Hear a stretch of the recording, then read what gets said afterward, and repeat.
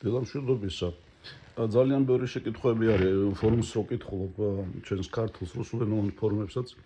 ესე green card-ის მფლობელები, წვანებარდის მფლობელები კითხულობენ რომ აი რო გავიდეო, რამდენად საშიშია უკან არ შემომიშვებენო და ზოგადად მე ჩემს ექსპერიენსს გადმოვცემთ ახლა. ესე იგი, ჯერ ერთი წვანებარდის მფლობელები რეზიდენტები არიან ამერიკის და ერთი წლის განმავლობაში 6 თვე აქ უნდა იყოს ესეთი წესები, ეს ყველამ ვიცით ხო და თუ 6 თვეზე მეტი ხანი აპირებს თქვა საქართველოში დარჩენას ერთი წლის განმავლობაში იქ უკვე რაღაც საბუთი უნდა კონდეს იმის რომ აი აუცილებლობა იყო და მაგ შემთხვევაში კეთდება ეს travel დოკუმენტი, ანუ გზავრობის უფლება, რომელიც 2 წლიანი დოკუმენტია და მე გამეკეთებია ჩემი ოჯახის წევრისთვის და ამას ოფიციალურად აფორმებ I-141 ფორმა მგონი აღარ მახსოვს ზუსტად და 2 წლის განმავლობაში შეგიძლია შემოსვლა. ახლა რა თქმა უნდა არის შემთხვევები რომ თქვა 7-8 თვით გადიხარ ან თუნდაც 1 წლამდე და შემოხვალ უპრობლემოდ ესეთი რა თქმა უნდა უფრო ხშირად ხდება, მაგრამ დღესდღეობით რაღაც ესეთი გაურკვეველი სიტუაცია ამ საზღვრებზე ჯობია რომ ეს travel დოკუმენტი ხელში გქონდეს ადამიანს ძალიან ძვირი არ არის და თუ პარალეგალს მონახავს ადამიანი პარალეგალების სერვისიც არ არის ძვირი. ახლა ადვოკატი ალბათ რაც ღირსი გადასახადი თვითონ დოკუმენტი კიდე იმდეს ალბათ დაუმატებს და პარალეგალები საათობით იღებენ $40 ალბათ საათში და ანუ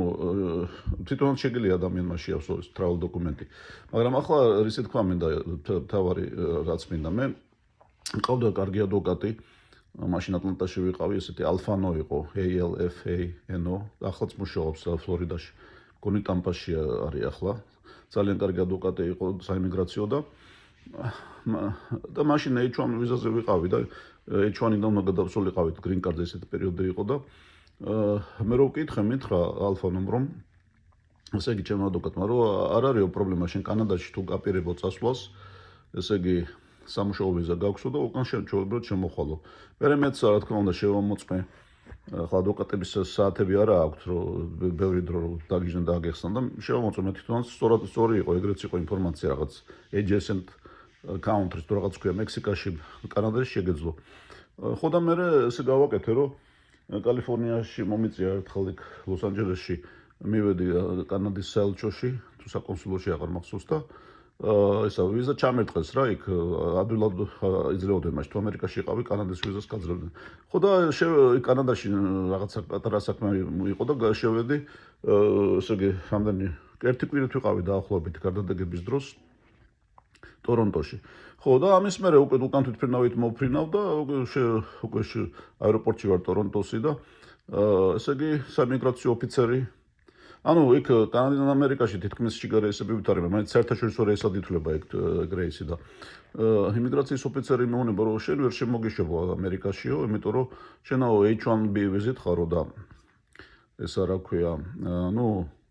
არა გაქვს არც green card-ი, არც მოქალაქე არა ხარო და ამიტომ და მეუბნები რომ ესე იგი როგორ მე ადვოკატს ვკითხე მეთქი და ესე იგი შემელია მექსიკაში და კანადაში მოგზაურობა ჩემი სტატუსით მეთქი და არაო შენ ახლა ქართული პასპორტი გაქვს ხო და უნდა წახვიდეო საქართველოსიო უნდა გადაფრინდეო აქედან კანადიდან და საქართველოში უნდა ჩაგერტყალოს საელჩოში ამერიკის ვიზა მაშინ შეყვალ ამერიკაში ისე ვერ მოკლედ ესეთი ის იყო და ძალიან დიდხანს გამაჩერა და როგორ 15 წუთი რაღაცას მიხსნიდა ასე და ну მე ვეუბნები რომ всё აი ხვალ უკვე ეს მეთქი უნდა სამუშაოზე გავდივარ და აფიტარ გამოვა ეგრე გადაფრინა ხა თვითონაც კარგად ესმოდა რა სიტუაციაში ვიყავი და მე ესე მითხა რომ კაიო მაშინ ჯანდაბასო ამერთხელ გაგატარებო ამ საბუთითო მაგრამ კომპიუტერში შევიტანო რომ ესე იგი ასეთი რაღაც გააკეთეო და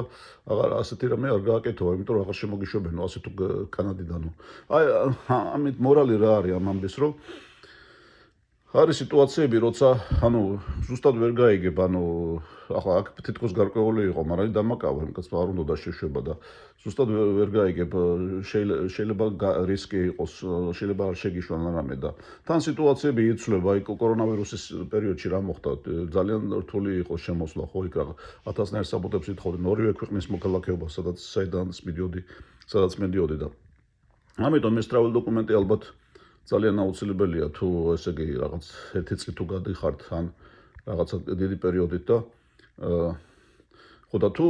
წლის განმავლობაში 6 თვე აქ იმყოფება ადამიანი, იმყოფება, მაშინ არ უნდა იყოს პრობლემა, მაგრამ ისევ ადვოკატს უნდა კითხოთ, რა ჩემ ადვოკატს თუ იმ რეგიონში თუ ვინმე არის, დაუკავშირდით, რა ვიცი, ძალიან